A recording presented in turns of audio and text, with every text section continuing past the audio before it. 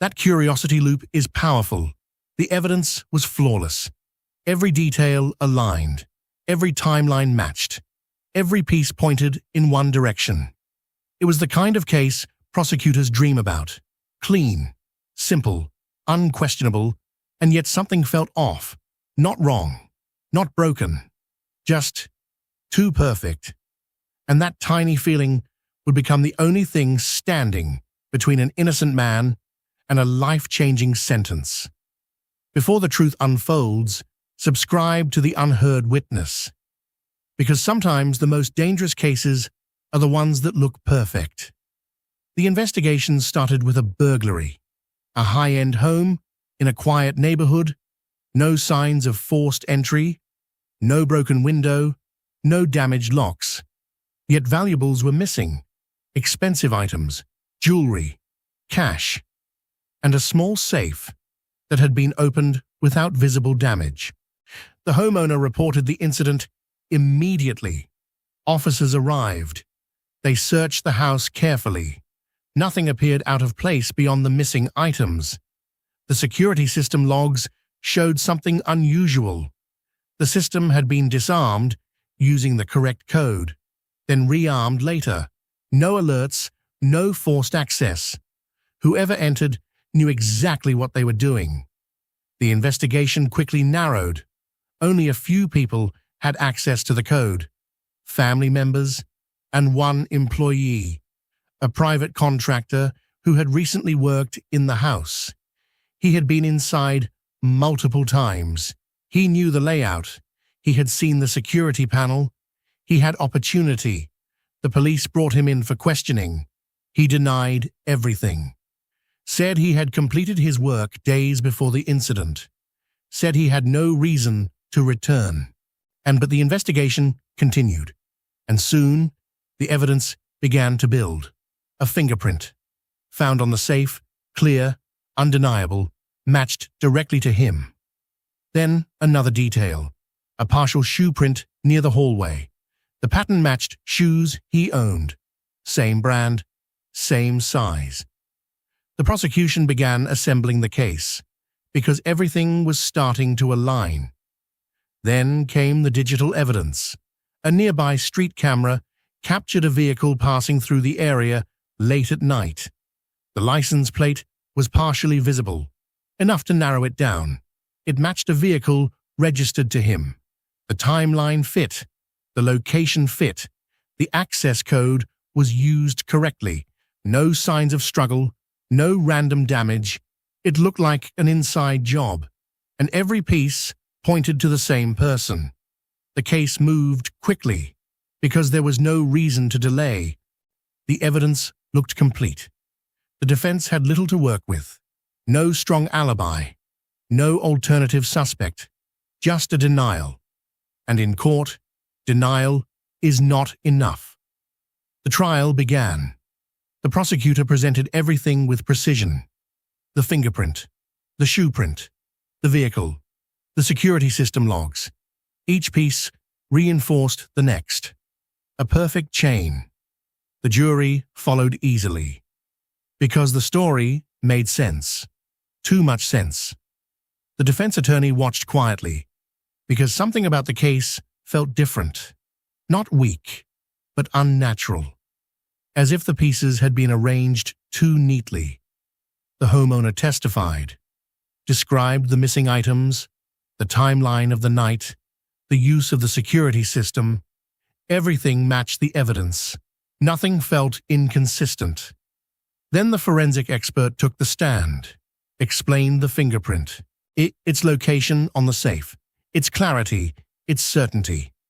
The jury nodded, because fingerprints do not lie. The shoe print came next. The pattern comparison, the size, the wear marks, everything matched. Again, nothing unusual. Then the digital analyst presented the vehicle footage, the partial plate, the timing, the route, all consistent. The prosecution rested, confident. Because the case had no visible gaps, the defense stood slowly. He did not attack the evidence directly. Instead, he asked one question, a simple one. When was the fingerprint placed on the safe? The expert answered honestly. There was no way to determine the exact time, only that it was present.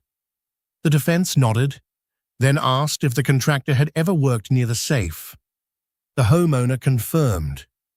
Yes, he had installed shelving in the same room weeks earlier. The courtroom shifted slightly, because now the fingerprint was no longer tied to the night of the crime. It could have been there from before. The prosecution responded quickly. The location of the print suggested recent contact, but the certainty was gone. The defense moved to the shoe print, asked if similar shoes were widely available. The expert confirmed. Yes, common model, sold in large quantities. The match was not unique, just consistent. Again, the certainty weakened, but the case still stood, because the digital evidence remained strong. The vehicle, the timeline, the presence in the area. The defense paused, then asked for the footage to be played again. The court allowed it. The grainy image appeared on the screen. A vehicle passing through a dimly lit street, the partial plate visible for a brief moment. The defense leaned closer, because this was where something felt wrong. Not obvious, just subtle.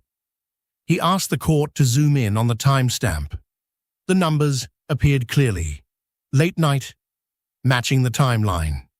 But then he asked for another frame, a reflection, barely visible in the corner of the image, a street sign. The angle seemed off. He asked for a map of the area. The court displayed it. The position of the camera, the direction of the road, the expected path of the vehicle. Then he pointed out the detail. The vehicle in the footage was traveling in the opposite direction, away from the house, not toward it. The courtroom paused, because that small detail changed everything. The prosecution attempted to explain. He suggested multiple passes, possible return routes, but the defense was not finished. He introduced traffic data, records showing road closures that night, detours, restricted access. The route leading to the house had been partially blocked, making it unlikely for that vehicle to have approached from that direction. The timeline began to shift. The perfect alignment started to loosen. The defense took one more step. He returned to the security system logs, asked how the code was entered, manual input, correct sequence, no errors. Then he asked if the system recorded failed attempts. It did, but there were none, which meant whoever entered the code knew it exactly. The defense paused, then asked the homeowner a final question. Had the code ever been changed after the contractor finished his work? The answer came slowly. No.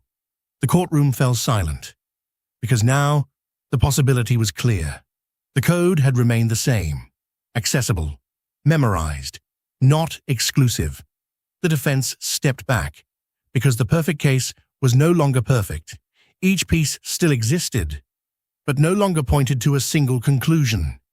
The fingerprint could have been old. The shoe print could belong to many. The vehicle might not have been at the scene. The code was not private.